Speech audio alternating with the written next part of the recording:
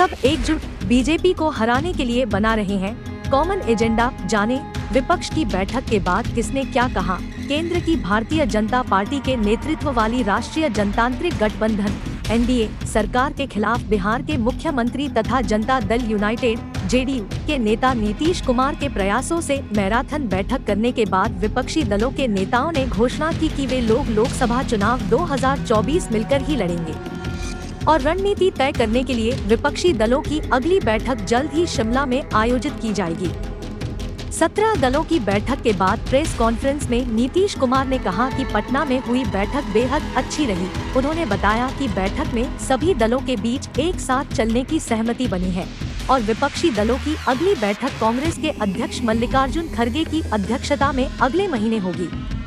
पश्चिम बंगाल की मुख्यमंत्री और तृणमूल कांग्रेस (टीएमसी) की मुखिया ममता बनर्जी ने कहा कि हम सब एक साथ हैं। इस मौके पर कांग्रेस नेता राहुल गांधी ने केंद्र की नरेंद्र मोदी सरकार पर निशाना साधते हुए कहा कि बीजेपी और आरएसएस द्वारा हिंदुस्तान की नींव पर आक्रमण किया जा रहा है और लोकतंत्र व संस्थानों को बेकार किया जा रहा है।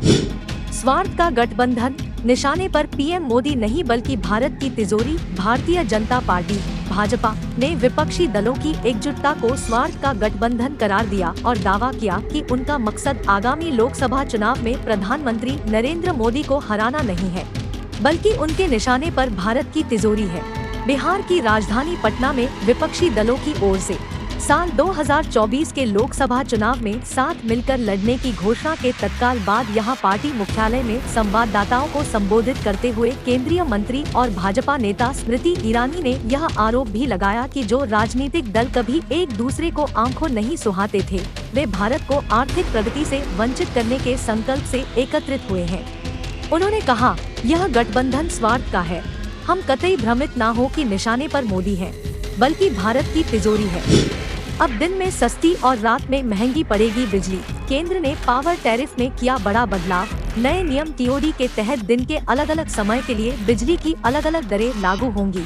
यह व्यवस्था लागू होने से बिजली की सर्वाधिक दर वाले समय पीक आवर्स में ग्राहक कपड़े धोने और खाना पकाने जैसी अधिक बिजली खपत वाले कामों से परहेज कर सकेंगे। सरकार की तरफ से अब ऐसा कदम उठाया गया है जिसके बाद में आपका बिजली बिल काफी कम हो जाएगा, क्योंकि देश में अब बिजली की दरें दिन और रात में अलग अलग होंगी। केंद्रीय ऊर्जा मंत्रालय ने शुक्रवार को इसका ऐलान किया।